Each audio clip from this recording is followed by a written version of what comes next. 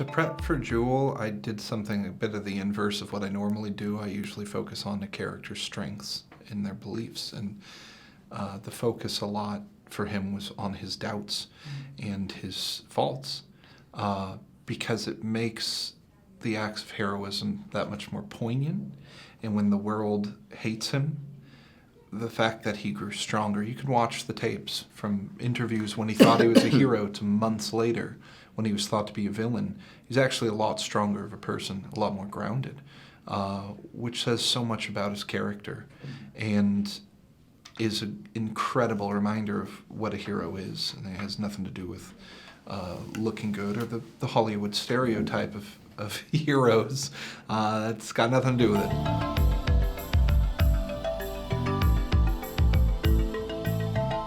Well, they're very complicated people, and the question always was somewhere in the back of her mind was maybe he did do it, and I don't think that was ever really true at some deep level. I mean, she has great love for her son, but she also knew who he was. And there was also guilt because of the way that he was raised and the men in her life and where they had been and had not been there for him. So I think a lot of times we deflect and blame other people when we feel defensive ourselves.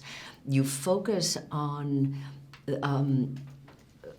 just the actions that people take and let people make their own interpretation about them. And there was also this, I think you can feel underneath this incredible protection and love, and their lives were turned upside down. And he wanted to be a hero for her, which is so poignant to me and so painful. And to be so summarily dismissed by the world for what he was actually trying to do, and often by her. But there is this real understanding. I think you see her come to an understanding of who he actually is and who he has become.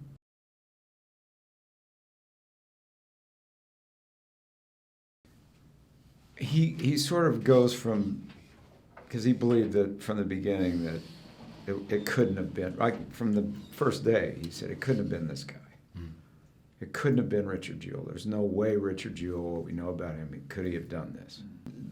Most of that, the impediment to that is this interscene conflict between the FBI wanting the case and the ATF and local law enforcement, who are sort of marginalized, and he just keeps hammering that it can't be him.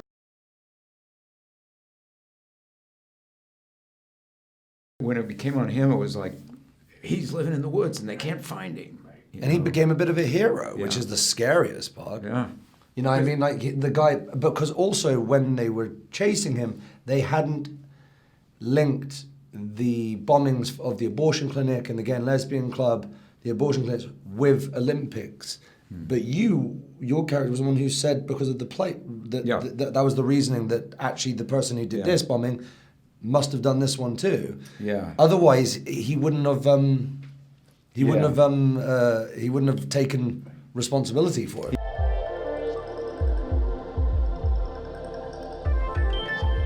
You know, I think there's always, when it comes to the different divisions, GBI, ATF, FBI, there is a bit of a power struggle.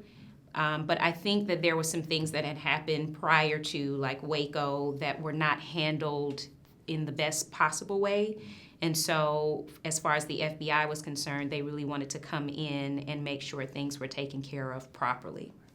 It was something I was really, when I was doing the research and meeting everybody and talking things through, really surprised me, being a Brit, coming over here and realizing how uniquely American the law enforcement services are and how they interact with each other. And it's kind of an amazing thing because you have these different areas that have their own law enforcement, but then there is the other side of that is they have to work together, or sometimes they don't work together so neatly.